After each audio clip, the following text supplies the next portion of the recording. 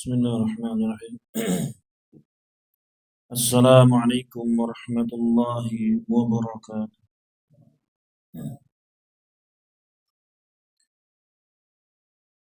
Alhamdulillahi rabbil alamin. Wassalatu wassalamu ala nabiyyina Muhammadin wa ala alihi wa sahbihi ajma'in. Amma ba'd. Bapak-bapak, ibu-ibu jamaah Masjid As-Salam rahimakumullah. Alhamdulillah, di petang hari ini Allah Subhanahu wa taala masih memberikan kesempatan kepada kita untuk belajar bersama, melanjutkan pelajaran kita, belajar ilmu fikih. Kemudian salawat dan salam semoga senantiasa tercurahkan, ditetapkan bagi suri teladan kita Rasulullah Muhammad sallallahu alaihi wasallam, kepada para keluarganya, kepada para sahabatnya, dan juga kepada para pengikutnya sampai yaumul akhir nanti. Jamaah rahimani wa rahimakumullah. Kita lanjutkan pelajaran kita, yakni sampai di Kitabul Jihad, membahas tentang jihad. Dan kita sudah selesai pembahasan di bab yang pertama tentang hukum jihad, kemudian tentang syarat-syarat jihad dan perkara-perkara yang bisa menggugurkan jihad. Di petang hari ini kita masuk di Al-Babu Tsani, bab yang kedua, yakni tentang fil asra wal ghanaim, yakni tentang tawanan. Tawanan itu apa? Tawanan perang. Tawanan perang tahu ya? Sudah tahu. Didefinisikan malah susah. Definisikan apa? Ya, orang yang tertangkap, orang dari pihak lawan yang ditahan. Ya. Wal ghanaim, dan tentang ghanimah. Ghanimah. Ya. Ghanimah itu apa? Bisa berupa barang-barang yang dibawa di dalam peperangan, baik berupa senjata maupun berupa pakaian perang ataupun berupa tanah yang diperangi atau bahkan berupa perempuan dan anak, ya, perempuan dan anak yang belum balik itu masuk dalam hitungan ghanai.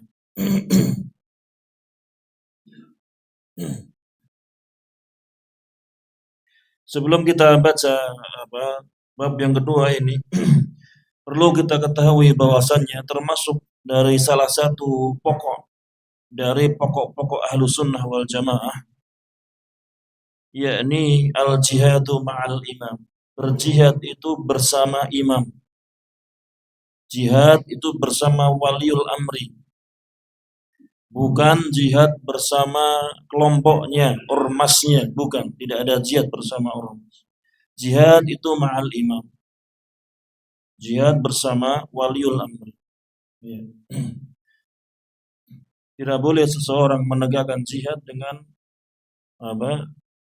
tanpa izin waliul amri. Ya. Sebagaimana pernah terjadi beberapa waktu, iya, termasuk salah satunya di Ambon ada jihad, iya. Yang akhirnya alhamdulillah ada fatwa disuruh membubarkan laskar jihad, laskar jihad yang kamu keluar fatwa dari beberapa ulama dari Saudi untuk membubarkan. Iya. Dan juga banyak peperangan terjadi karena jihad dari ormas-ormas ini. Di antaranya sebelum pecahnya perang Israel-Palestina. Karena Palestina sebenarnya kan aman-aman saja dengan keindahan pantai kotanya. Kemudian ada ormas yang namanya apa? Yang terkenal apa? Hamas yang mulai mengganggu Israel. Padahal jihad itu harus ada kekuatan kemampuan. Dia mencoba mengganggu Israel.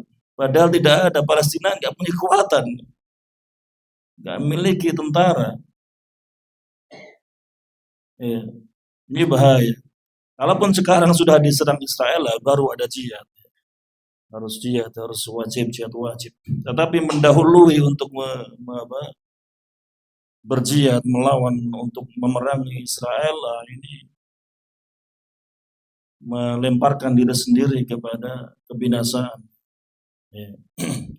Hendaknya berjihad itu bersama imamnya. Karena imamnya itu yang nanti akan memikirkan apakah ketika terjadi jihad ada kemaslahatan, ada kebaikan untuk umat, atau justru malah menjadikan lahan bunuh diri. Ini imam, seorang waliul amri yang dia akan memutuskan. Iya, ini termasuk pokok dari pokok-pokok ahlus sunnah wal jamaah. Jangan sampai seorang dengan kelompoknya dia berjihad dengan tanpa bersama imam. Jamaah rahimani wa rahimakumullah. Kita baca al-babu tsani, bab yang kedua tentang al-asra, yakni tentang tawanan perang dan ghanimah, harta yang didapatkan setelah berperang. Wa fihi, dan di dalam bab ini iddatu masail, ada beberapa permasalahan. Al-mas'alatul ula, permasalahan yang pertama tentang hukum asral kufari, tentang hukum tawanan perang dari orang-orang kafir. Tawanan perang dari orang-orang kafir.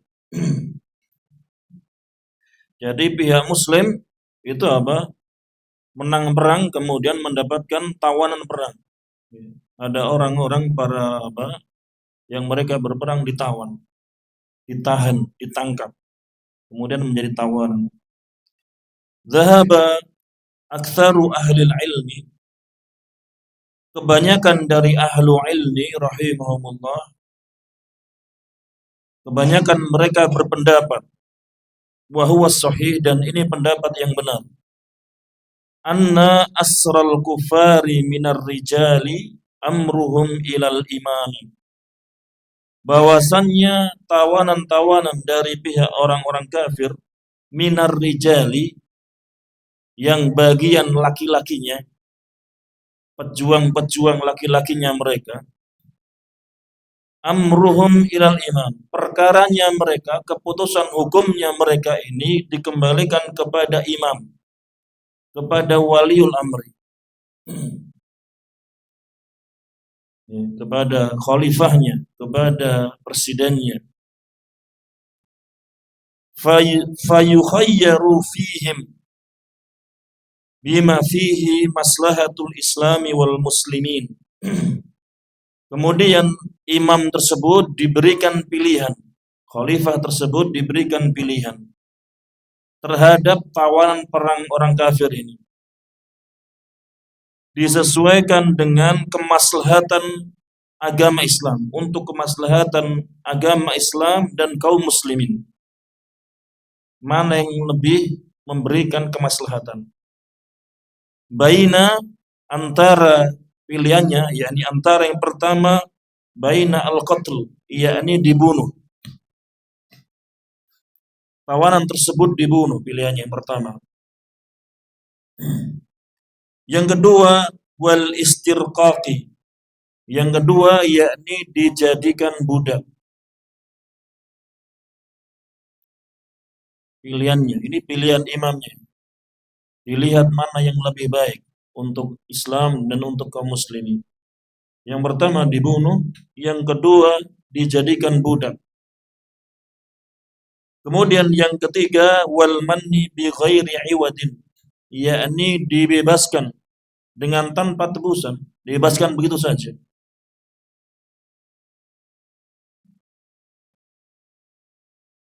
Kemudian yang keempat, wal fidai, yakni dengan tebusan, dibebaskan dengan tebusan.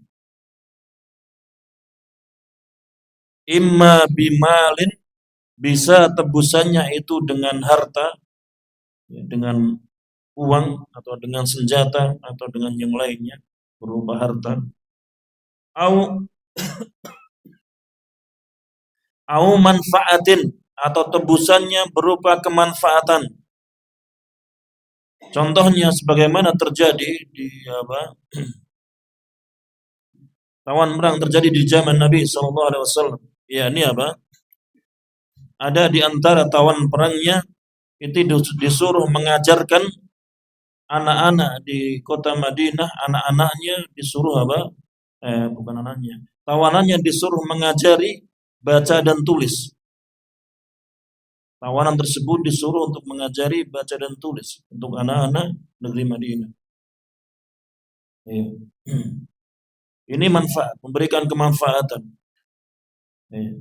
Tebusannya dengan kemanfaatan, ada manfaat bagi kaum muslimin.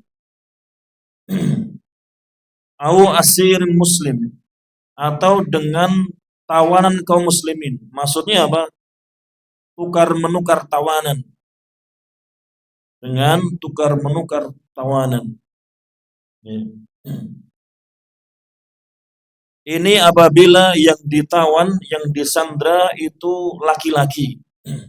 Laki-laki dan dia di atas usia balik, dia sudah balik. Maka imamnya, khalifahnya diberi pilihan, dibunuh, dijadikan budak, dilepaskan saja dengan tanpa tebusan, atau dilepaskan dengan tebusan berupa harta, berupa manfaat, memberikan manfaat, atau dengan tukar tawanan. Pilihannya 4 ini. Amman nisa'u wasibyanu, adapun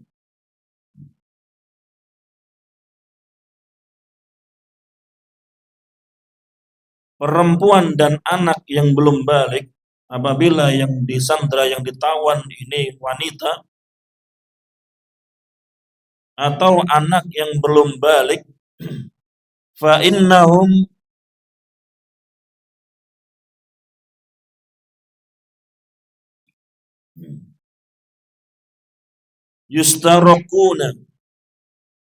Yustarakuna bimujarradis sadi. Maka mereka ini perempuan dan anak yang belum balik ini mereka yustarakuna dijadikan budak. Ya, budak. Bimujarradis sadi dengan sekedar ditangkap. Ditangkap itu sudah apa? Disandra itu termasuk sudah dijadikan budak. Ya. Otomatis langsung dijadikan budak. Istarraquna wa yasiruna, dan mereka ini wanita dan anak yang belum balik ini menjadi kajumlatil mali, seperti harta. Ya, seperti harta. Namanya budak itu kan seperti harta ya. Walaupun jasadnya itu apa? Manusia, tapi apa? Dia seperti harta, bisa diperjualbelikan. Ya. Sehingga dia seperti harta yudhammuna ilal ghanimah, yang digabungkan dengan ghanimah, kepada ghanimah, yang nanti akan dibagi-bagikan. Ya, akan dibagi-bagikan ghanimah. Jadi hukumnya disamakan dengan ghanimah, wanita dan anak yang belum balik yang menjadi tawanan perang. Wala yukhayyaru fihim al-imamu, dan imam seorang waliul amri tidak diberikan pilihan pada mereka ini, pada wanita dan anak yang apa? Belum balik ini. Ya. Wala yajuzu qatluhum, dan tidak boleh membunuh mereka. Tidak boleh membunuh tawanan perempuan dan anak yang belum balik. Linahyihi sallallahu alaihi wasallam an dzalik, karena larangan dari Nabi sallallahu alaihi wasallam tentang larangan tentang membunuh wanita dan anak dalam peperangan. Tidak boleh dibunuh.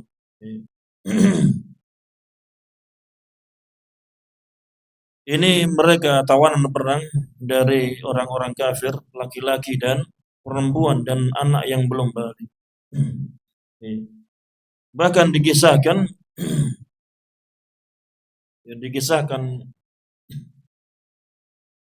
bahwasannya untuk anak yang belum balik ini terjadi di zaman Nabi SAW. Tawanan anak yang belum balik ini mereka sampai dicek, bener-bener ini belum balik, bener-bener belum balik, dicek bener-bener belum balik. Ketika dilihat kemaluannya sudah tumbuh bulu, maka berarti sudah balik. Berarti perkaranya dikembalikan kepada para imam. Adapun yang belum tumbuh bulu kemaluan, maka dianggap anak yang dia diikutkan ke ghanimah. Ya, diikutkan ke barang ghanimah. Kemudian jamaah rahimakumullah disebutkan dalil atas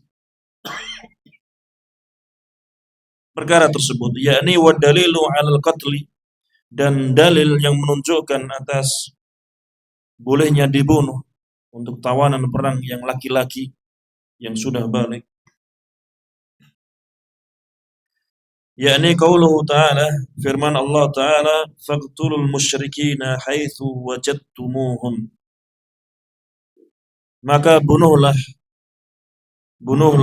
mereka orang-orang musyrik dimanapun kalian mendapati mereka di medan peperangan. Wa qauluhu ta'ala, dan firman Allah ta'ala dalam surat Al-Anfal ayat yang ke-67, maka lin nabiyyin ayyakuna lahu asra hatta yuthkhina fil ard. Tidak sepantasnya bagi seorang nabi dia memiliki tawanan sampai dia membunuh banyak musuh di medan perang.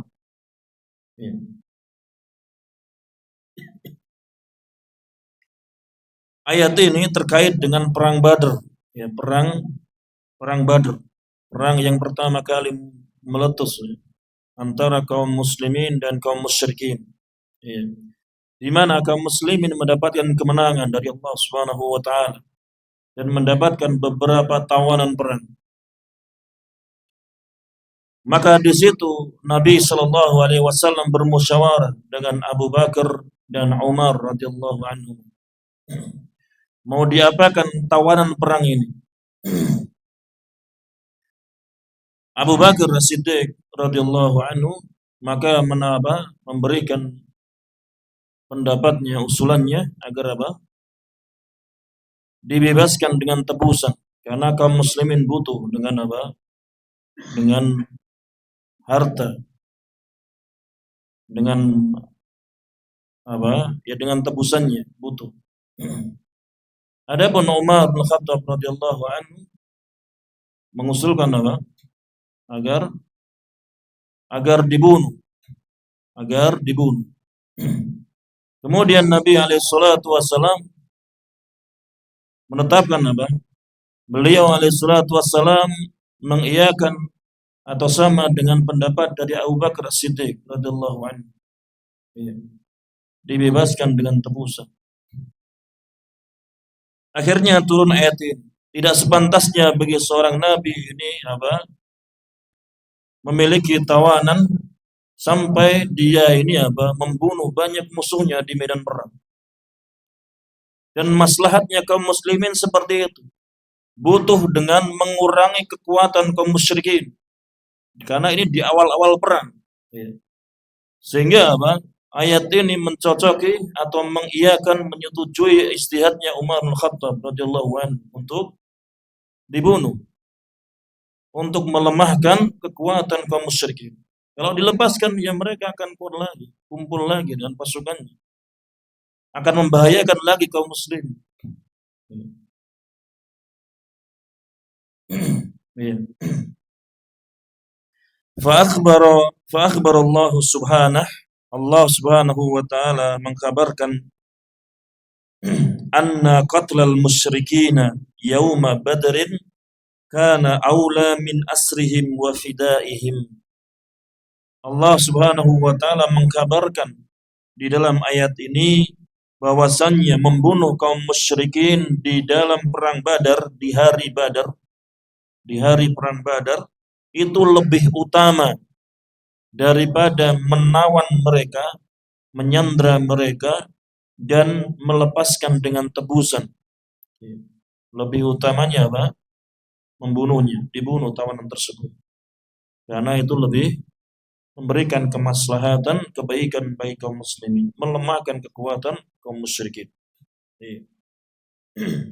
Dan juga wali hadisi Anas bin Malik radhiyallahu anhu. Dan karena hadis Anas bin Malik radhiyallahu anhu anna Rasulullah sallallahu alaihi wasallam dakhala 'am al-fath wa 'ala ra'sihi al-mighfar. Bahwasannya Rasulullah sallallahu alaihi wasallam masuk ke kota Makkah di Fathul Makkah, di hari Fathul Makkah. Dan di atas kepala beliau alaihi salatu wassalam beliau menggunakan mikfar, yakni apa?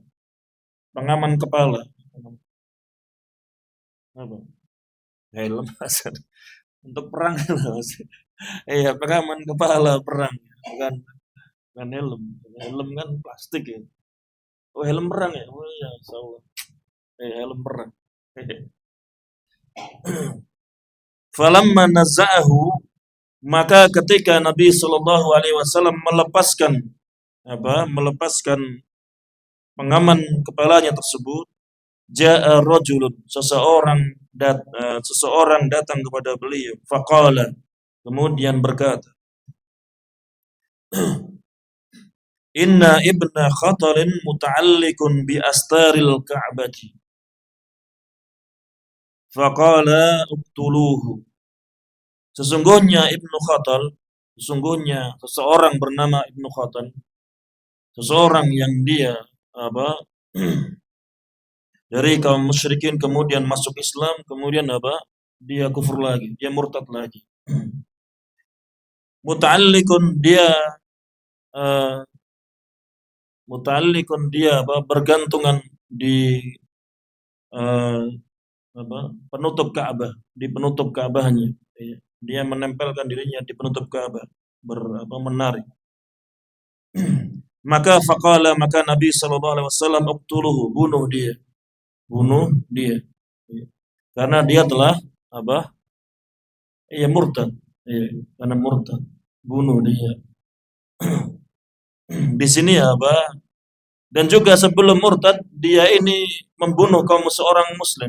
Ya, membunuh seorang muslim dulu. Membunuh seorang muslim dulu. Ya. Nabi SAW menegakkan kisah di situ. Membunuh ini Ibnu Khatal ini. Ya.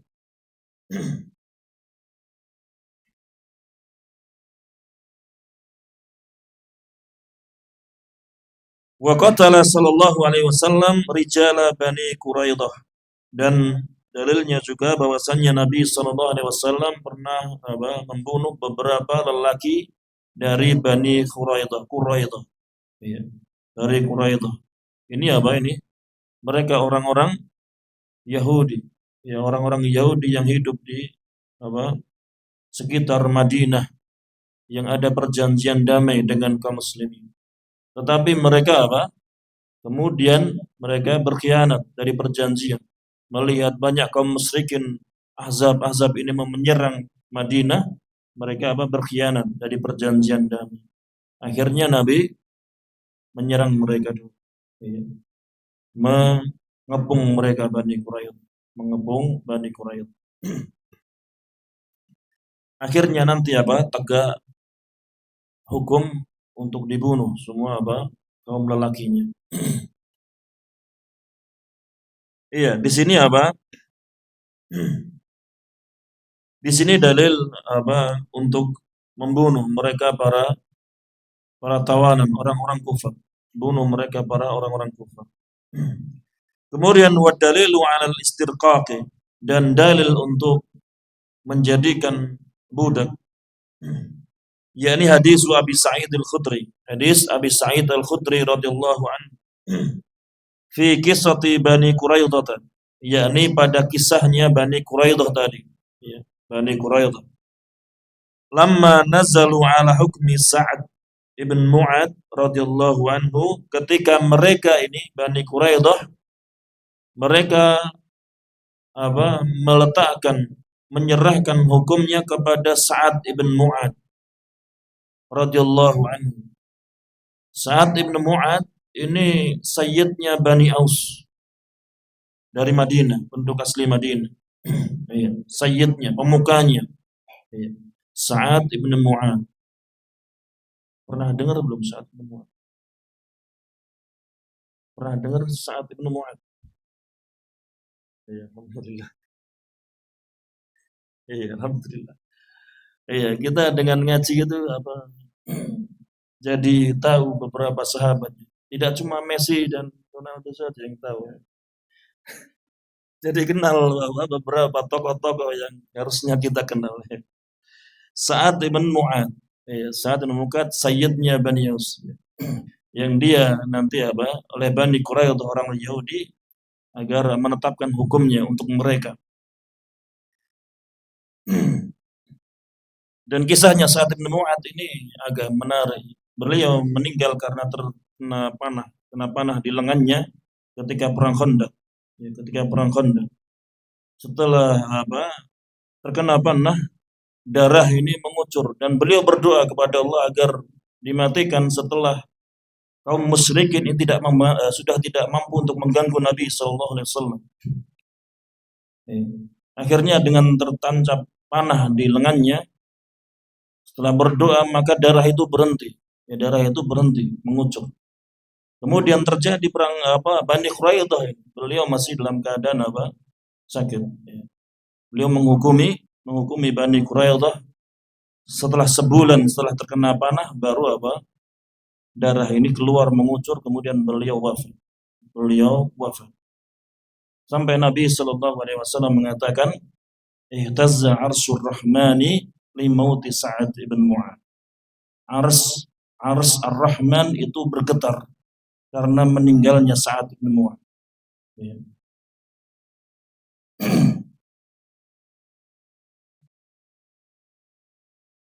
Iya, fahakama kemudian ketika Sa'ad bin Mu'ad ini ditunjuk untuk menghukumi Bani Quraidah, maka fahakama maka Sa'ad ini menghukumi antuk talal muqatilata, antuk talal muqatilatu, agar para laki-laki yang sudah balik mereka itu untuk dibunuh. Wa tusba ad-duriyatu, dan ad-duriyahnya anak-anak yang belum baliknya untuk ditawan, disandra, untuk ditawan, dijadikan budak.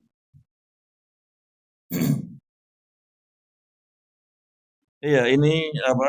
Hadis riwayat Imam Bukhari rahimahullah. Kemudian wa dalilu 'alal manni wal fida, dan dalil atas dilepaskan tawanan orang kafir tanpa tebusan dan dengan tebusan, yakni qauluhu ta'ala, firman Allah Ta'ala dalam surat Muhammad ayat yang keempat.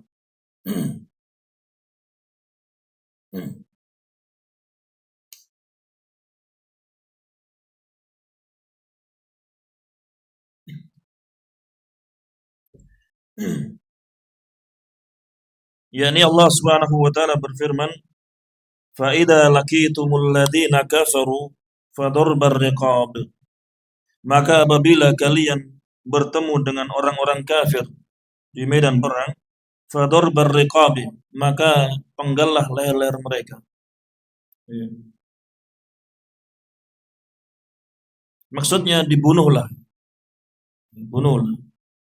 Tidak harus dengan lehernya ya, boleh ditusuk atau yang lainnya ya, tidak saklek dengan dipenggal lehernya, fadurbar riqab.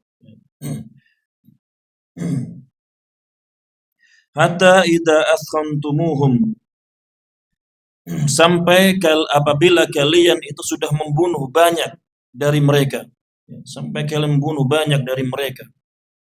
Fasuddul wathaq, kemudian suddul wathaq, kuatkan ikatanmu. Maksudnya apa? Tawanlah mereka, sandralah mereka. Fa imma mannam ba'du, maka boleh untuk melepaskan mereka setelah itu, melepaskan dengan cuma-cuma tanpa tebusan. Wa imma fidaan, dan boleh juga dengan fida, dengan tebusan. Boleh dilepas dengan tebusan. Hatta tadu'al harbu auzaruha, sampai peperangan itu selesai. Ya, sampai selesai perang. Boleh. Wa yanbaghi, maka seyogyanya, lil imami, untuk seorang imam itu, seyogyanya untuk seorang imam, seorang khalifah, an yaf'al al-aslaha lil muslimina min hadhil khisal, agar dia itu berbuat, melakukan sesuatu yang aslah, yang lebih baik, lebih bermanfaat untuk kaum muslimin, min hadhil khisal, dari pilihan-pilihan ini, dari pilihan-pilihan ini, dari perkara-perkara ini. Mana yang lebih baik untuk kaum muslimin? Apakah dengan dibunuh, atau dengan cara dijadikan budak, atau dengan cara dilepaskan saja begitu saja, atau dengan cara dilepaskan dengan tebusan? Maka hendaknya seorang imam itu melihat mana yang lebih aslah, yang lebih baik. Lianna tasarrufahu li ghairi, karena sungguhnya tindakan seorang imam itu untuk orang lain, bukan untuk dirinya, untuk keluarganya, bukan untuk orang lain, kaum muslimin.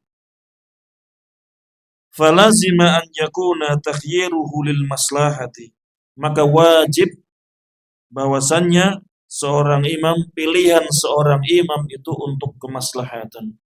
Wajib untuk apa? Pilihan seorang imam itu untuk kemaslahatan kaum muslimin. Ya, ini masalah yang pertama tentang tawanan perang, tentang hukum tawanan perang dari orang-orang kafir. Kemudian al-mas'alatu tsaniyah, permasalahan yang kedua, taqsimul ghanimati bainal ghanimin, yakni pembagian ghanimah di antara al-ghanimin, orang-orang yang berhak mendapatkan ghanimah. Orang-orang yang mendapatkan ghanimah.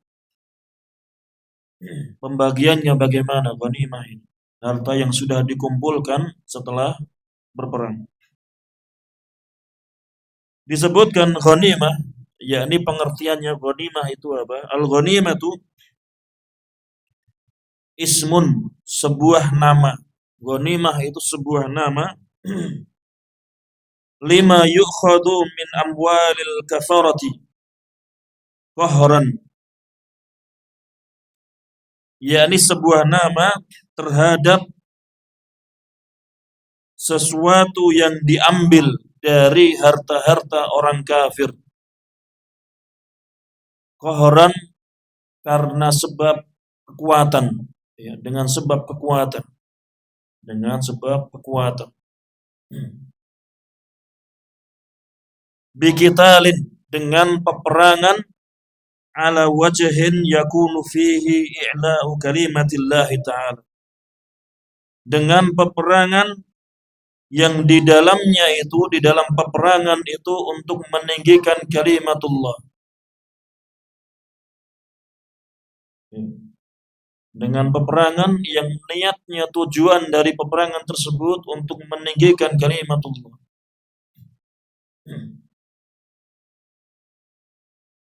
Ini ghanimah, harta yang diambil dari orang-orang kafir karena sebab peperangan. Peperangan yang padanya itu apa? Untuk meninggikan kalimatullah. Wa tusamma aidan al-anfala. Dan ghanimah itu juga disebut dengan al-anfal. Al-anfal. Al-anfal ini jam'un naflin, jamak dari nafl. Tahu salat nafilah? Tahu salat nafilah? Salat apa nafilah? Iya, salat sunnah. Salat sunnah itu kan tambahan untuk apa? Salat yang fardu. Iya. Puasa nafilah, puasa apa? Salat nafilah. Itu nafilah itu tambahan untuk yang fardu. Iya. Kenapa disebut dengan anfal juga? Li'annaha ziyadatun fi amwalil muslimin. Karena anfal, harta ini, harta yang diambil dari orang-orang kafir, ini ziyadatun, menambah, tambahan di dalam harta-harta kaum muslimin. Ya, menjadi tambahan pada harta-hartanya kaum muslimin. Ya. Sehingga disebut juga al-anfal.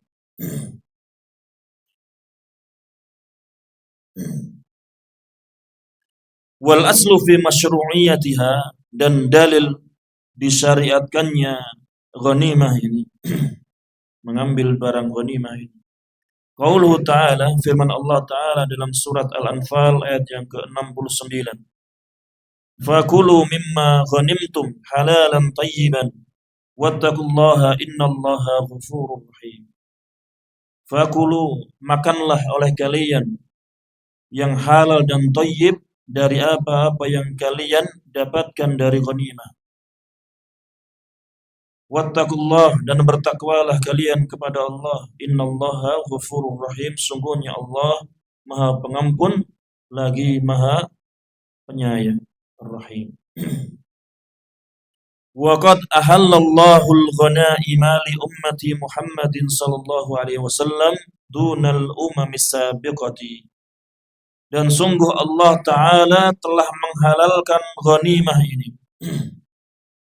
Ghanimah ini Allah halalkan untuk umat Muhammad alaihi salatu wassalam, bukan untuk umat-umat sebelumnya. Jadi untuk umat Islam, umat Nabi Muhammad alaihi salatu wassalam, ghanimah ini halal, boleh. Sehingga ketika setelah peperangan selesai dan mendapat kemenangan, maka apa? Ghanimah ini dikumpulkan kemudian untuk dibagikan. Adapun umat-umat yang terdahulu, ketika terjadi peperangan, maka ghanimah ini dikumpulkan. Kemudian apa? Ketika sudah terkumpul semua, maka akan datang api dari langit, kemudian menyambar semuanya hingga hangus.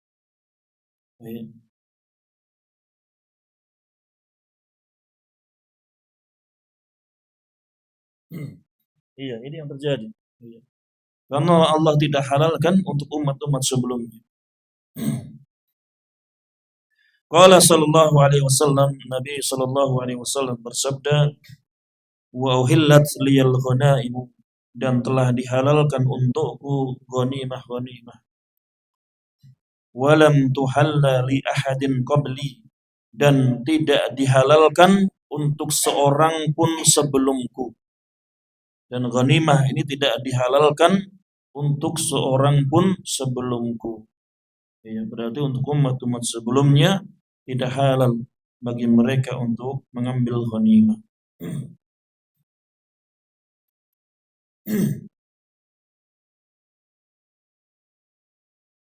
Wa tasmalul ghanaimu, dan ghanimah-ghanimah ini tasmalu mencakup al-amwal al-manqulata. Yang disebut ghanimah, ghanimah itu apa saja? Yakni ghanimah ini mencakup al-amwal al-manqulah, harta-harta yang bisa dipindahkan, yang bisa dibawa, seperti apa? Senjata, seperti pakaian perang, seperti duit, kalau ada duit, atau hewan tunggangan. Wal asra, dan juga tawanan perang. Tawanan perang wanita dan anak yang belum balik. Ini masuk dalam ghanimah. Ya. Kemudian wal ardo, dan tanah. Ya, tanah yang apa? Diperang, ya, yang diserang. Ketika ia mendapatkan kemenangan, maka tanah yang dia, negeri yang dia apa, perangi, maka itu menjadi apa, haknya, ya, miliknya. Ini menjadi ghanimah. Ini apa? Cakupan ghanimah. Ya, cakupan ghanimah.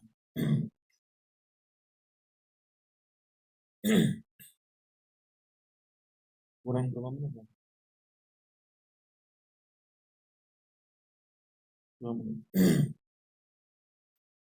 Ya, sebagai gambaran.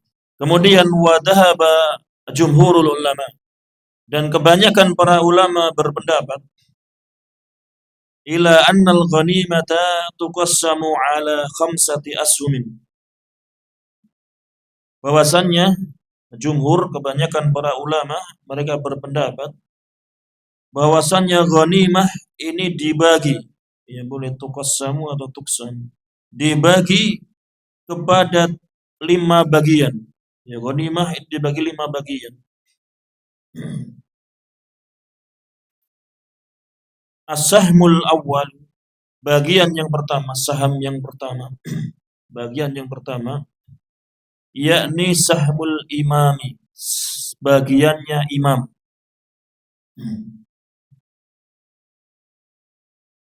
Wa huwa khumusul ghanimati, yakni seperlima ghanimah.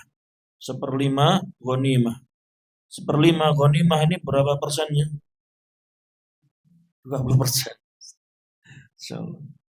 Yukhrijuhu al-imamu au naibuhu, yang imam atau penggantinya itu nanti akan mengeluarkannya, menyalurkannya seperlima ini. Ya, bukan untuk dirinya, disalurkannya.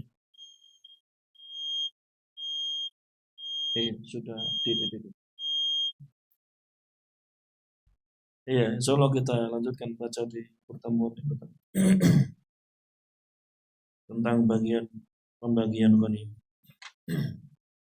Ini saja yang bisa kita bacakan di pertemuan kali ini. Insyaallah kita lanjutkan di pekan depan. Kita akhiri wassallallahu ala nabiyyina Muhammadin wa ala alihi wasallam wa jazakumullahu khairan. Wassalamu alaikum warahmatullahi wabarakatuh.